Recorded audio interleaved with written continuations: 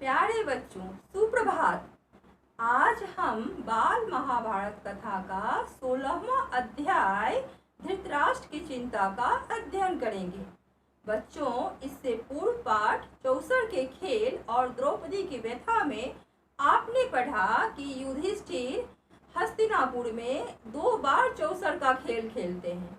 दोनों बार हार जाते हैं और दूसरी बार के खेल के शर्तानुसार उन्हें 12 वर्ष का वनवास और 1 वर्ष का अज्ञातवास भोगने के लिए मजबूर होना पड़ता है। तो चलो बच्चों, आज के पाठ का अध्ययन करें। धृतराष्ट्र विदुर को बुलाकर पांडवों के वनागमन के बारे में पूछते हैं। विदुर सारा हाल सुनाते हैं। जब द्रौपदी के बिखरे केशों और उसके विलाप का हाल सुनाते हैं तो धृतराष्ट्र पहले से अधिक चिंतित और आशंकित हो जाते हैं।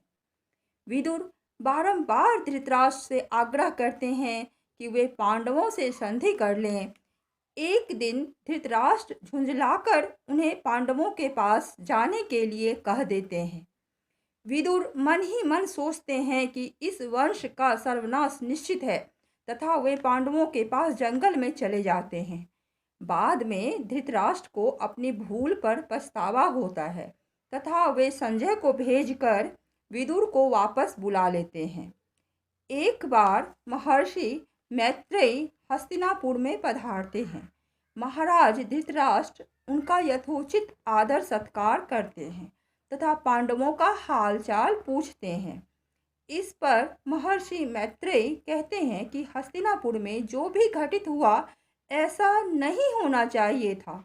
वे दुर्योधन से कहते हैं कि पांडवों से संधि कर लो, लेकिन दुर्योधन तो मानो चिकना घड़ा था। वह ढिठाई से खड़ा रहकर मुस्कुराता है। इस पर महर्षि क्रोधित होकर कहते हैं कि तुम्हारे घमंड की सजा तुम्हें अवश्य मिलेगी।